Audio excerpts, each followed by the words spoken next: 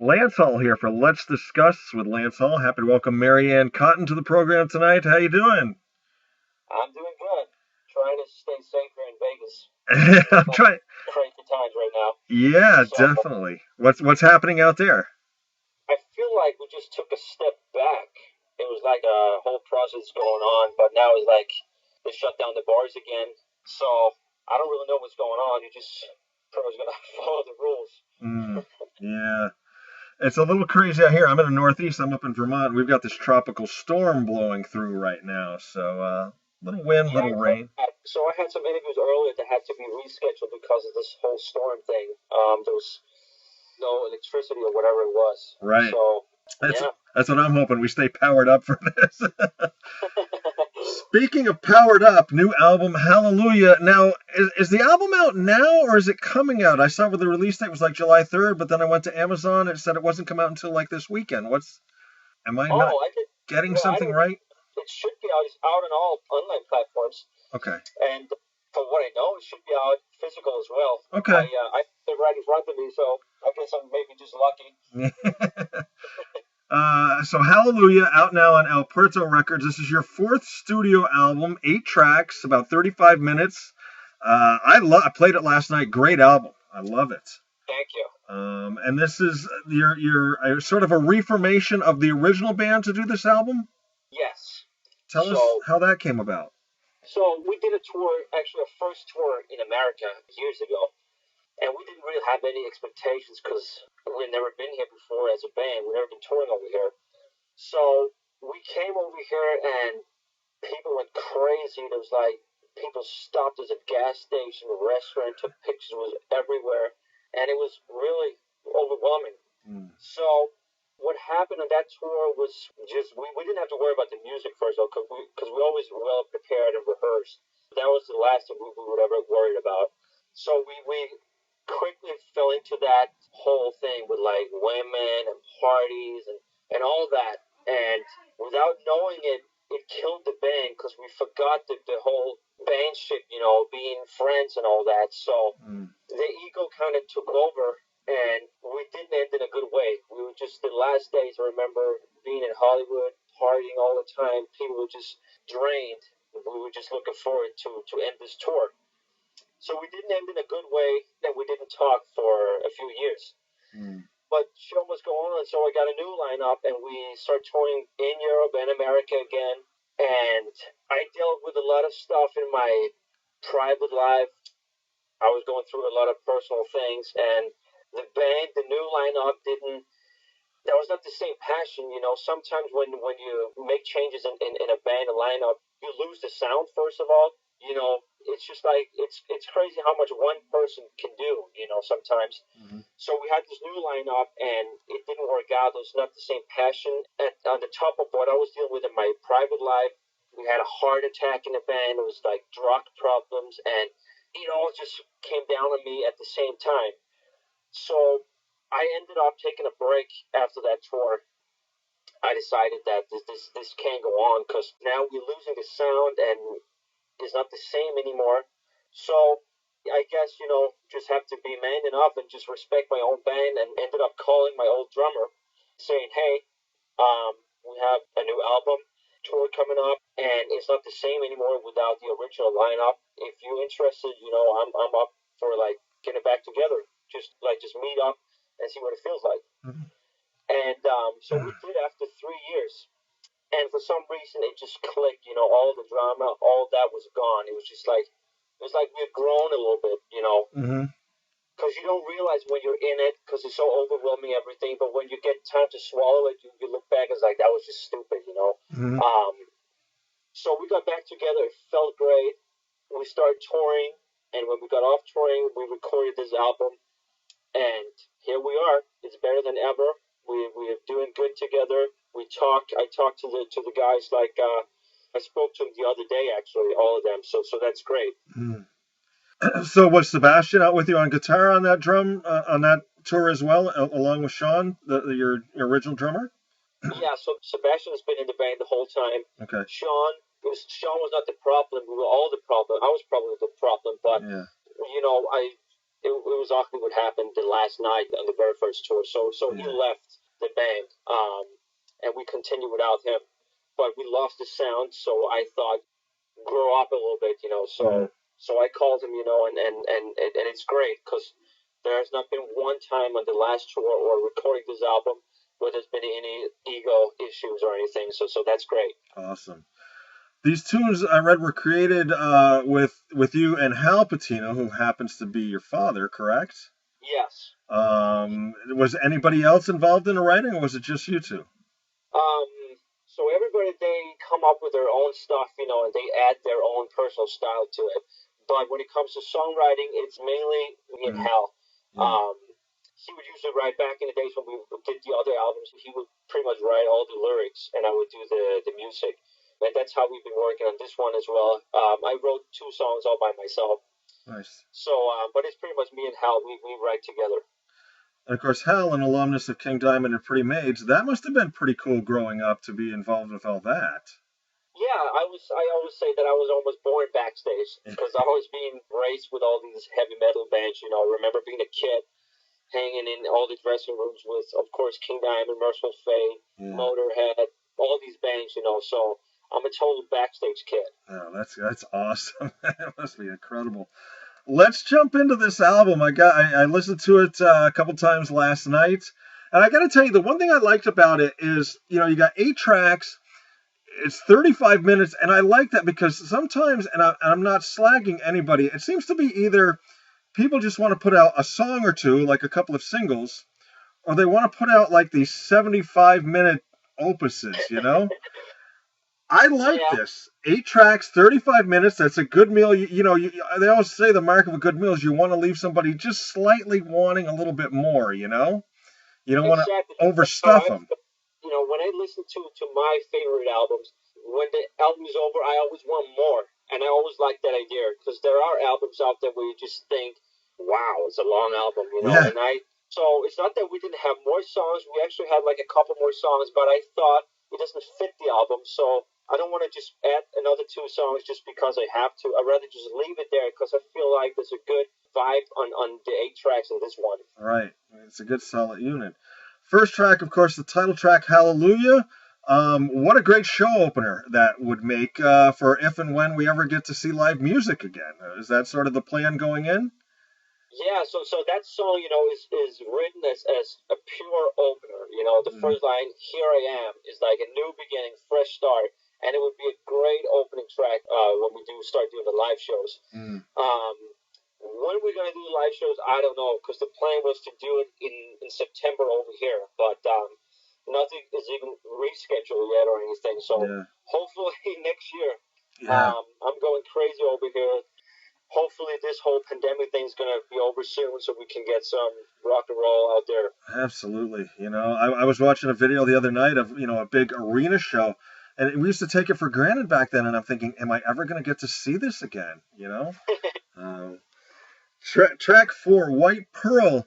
A little bit of a darkness to this song, a little bit of a heavier edge. I'm a guitar solo guy. I love that solo in the middle and then the solo going out. Again, the way that whole song was structured, but it sort of had a little bit of a heavier, darker vibe to it. Yeah, actually, when I listen to the album, I always say that I feel like the sound changed when that song starts. There's a different vibe on that song. It's like it gets a little more heavy, even though it's the same presets and everything. But Mm. I guess it's the chord set that makes it a little more edgy. So you can hear like parts of Billion Dollar Babies, you know, and we added this whole, we call it the Beatles part, boom, boom, boom, boom, boom. Yes. So it's a very experimental song, you know, and again, you know, I love that. I tell Sebastian that's probably one of his best guitar solos on that track, you know. Yeah. It's definitely one of my own favorite songs from the new album. hmm hmm My favorite was the next track, Those Things. I'm listening to it and I'm like, man, these are like old like blues lyrics you would hear, from like the old blues songs, almost like a country vibe. Then you come in with that harp, but then you got the guitars and the solo. That was just a killer track. I love that track. Yes, and it was just a track that I was working on without having any expectations on making it to an album. But then my dad stopped by one day and he heard it and said, "Wow, we should put that one on because you don't hear that kind of music anymore." No. And I started like digging a little deeper into it and actually came up with arrangement for the song, and it turned out pretty cool. It is a cool. It breaks the vibe in a good way on the album. Yeah, because there's so many different textures to this album here. You got like the Night in California, which like I said, was sort of like a Kiss vibe. You got White Pearl, that's sort of took it a little bit shade darker. Then you got this, it's just a total different direction. Yeah. Which it's great. There's a lot of different textures. Eternal Love, the quintessential power ballad that everybody had to have back in the 80s. Is there a bit of a story behind the song? Is it autobiographical at all, or just you wanted to write a power ballad? It's just like when you have an album, it's like a hard rock album. I think it's important that you have a ballad on, because that's what I like when I put on Welcome to My Nightmare. They have Black Widow and they have some Prize. It's very dark. And here comes Only Women Bleed. Right. And that's important for an album. I always like that idea, so it feels natural for me to add a ballad to an album like this. Cool. The last track, which was the longest track, a little over 8 minutes, called My Own Way. I always give everybody my last song test. I listen to the last song as intensely as I do the first one. I want to see if the band is trying on the last track of the album as hard as they were on the first, And you passed. A lot of depth to that song. Again, this is a song with a lot of textures, a lot of movements. Just a great ender, I thought. Was this one that took a little bit longer being so long, or did it all come together fairly easily? Or it came together very easily. It's definitely my favorite track of the album because I remember writing it.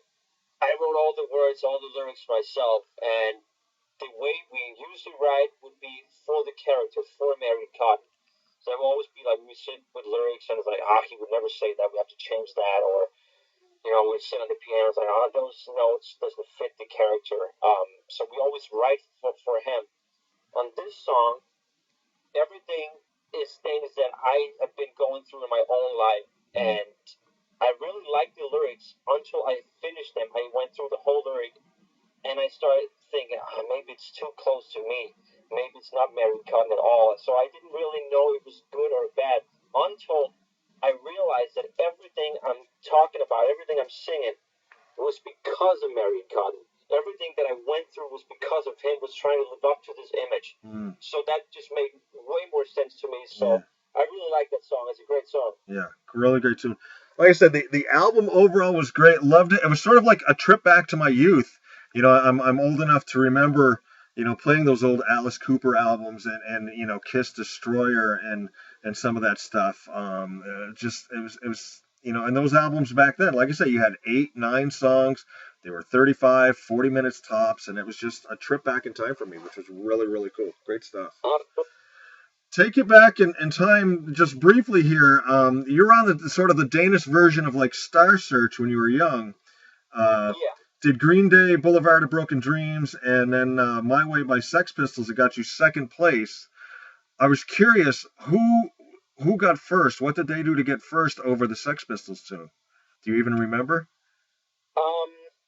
Well, I remember I was like a teenager at the time, and there was still a lot of music that I haven't heard about yet. And here's this new band that my dad introduced me to, Sex Pistols. Yeah. And I heard Elvis do My Way before Frank Sinatra. So I always loved Elvis's version of My Way. But here comes this band, Sex Pistols, and Sid Vicious did the punk version of My Way. And it was just like, if we can get that song on the show, that would be great. So it was the 2 songs were my own choice. Yeah. That's very cool. I was just curious. Did you remember that you came in second? The person that came in first, was it another rock act or was it a pop act, or do you remember? No, that was that was not rock. That was like a ballad song or whatever. That's many years ago. But that was the winner. She was a girl, and she got.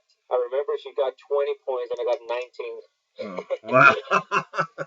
At least you made it close, definitely. Yeah. So going forward for Maryann Cotton, obviously touring is did you get a chance to do any videos for any of the songs on the album before everything shut down, or? No, but we will do a video shoot, I believe, next week for one of the songs. So we have something cool coming up for the fans because it's really hard. You can't really do much. You're just sitting here. We are in 4 different places in the world. Me over here, my dad in Germany, Sean in one part of Denmark, and Sebastian in another part of Denmark. So it's really hard.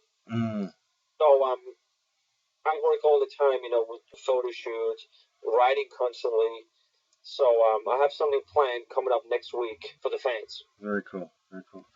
How cool is it to get to work with your dad in a band like this? I mean, that's got to be really, really rewarding to have not only, a bandmate, but your father there as well. Talk a little bit about that. It's great, and it's very, very easy. It's like if we go watch a game, what's a soccer game or whatever, it's just father and son. But when we go on tour, we haven't really talked about it, but it just happens naturally. We become band members, we become brothers. So there is a line between like being on tour and just being off tour. When we write, it's so easy because we know each other so well that I can easily call him and say, well, those lyrics, they're horrible. I can never sing that. And he doesn't get offended. He says, okay, we'll change it. Whatever you say. He knows we write for the character, for Maryann Cotton, and I produce him in the studio, even though we've been here for so many years. We're working with big producers. We're recording classic heavy metal albums. He navigates after me. So it's so easy to work with, and it's great. That's awesome. That's awesome. It's got to be cool. Talking with Maryann Cotton here for Let's Discuss with Lance Hall, their new album Hallelujah came out July 3rd on El Puerto. I always like to wind up my interviews with some fun questions. I'm hoping these are questions maybe you've never even been asked before. Sound good? Oh, yeah. All right. Favorite toy growing up as a child? That was like the classic Action Man, and then it switched to Power Rangers. All right. Would you rather have the power to be invisible or to read minds? Invisible. All right. Favorite smell? I can't say that. Okay. Women. Okay, that's a good one. I've never gotten that one. That was very good. What's something outside of music that you're good at? Are you like a good carpenter or a good auto mechanic or something that you're good at outside of music? I was a very good soccer player when I was younger. My dad was a good soccer player. My brother played at a very high level. So that was all. I had a lot of soccer heroes in Europe, and I watched soccer all the time. I'm trying to get into the whole Vegas team there, but they're not doing that good. But I'm a big soccer fan, and I played for many years. Very cool. If you could get a Maryann Cotton song placed in a TV show, what TV show would you like to see it put in? Sons of Anarchy. Okay. When that was on, I wrote a song on an album called My Gun, and it's about the whole gang life, getting into that, what you have to do to get in. And I could definitely see that song in that show. Very cool. What was the last music you listened to other than your own? Elvis. Elvis? Which song? Yep. My Way? It's like I recently discovered they took some of these vocal tracks and re-recorded with the whole orchestra, and it's amazing. It's really good. So it's pretty much the 70s Elvis, which is my favorite period, from especially from 70 to 73. Yeah. That's my favorite time with Elvis, and it's pretty much all the songs there, the big hits, with an orchestra playing behind. Wow. So I'm a lot to that right now. Very cool. I'm glad I thought to ask this one because I think this is probably going to be a fascinating answer. What is your earliest musical memory? That's Alice Cooper, the $1 Billion Babies tour. That just blew my mind, and that's when I first saw him in his leopard skin platform boots and the long black hair. That's when I knew that's what I want to do. Very cool. Last one, and this is the one we have the most fun with, and I was asking this long before all the biopics came out. If they were to make a movie of your life, what actor would you have portray you in the movie? And it's your movie, your life. You can pick anybody. Alice Cooper. Alice Cooper. I somehow thought it would be that. Maryann Cotton here with Let's Discuss with Lance Hall. Once again, the new album Hallelujah is out now on El Puerto Records, 8 tracks. It's an excellent, excellent album, top to bottom. And you can get it at all the media outlets possible. So go ahead out and order it. It's really, really good. And we hope things get back to normal at some time soon, and you guys get to go out and play live shows, and guys like me get to go out and see live shows, and we all get back to doing what we do. Oh yeah, I mean, I cross my fingers. Yeah. Well, take care. Enjoy the rest of your day, and as always, thank you very much for your time. I appreciate it. Thank you. Bye bye.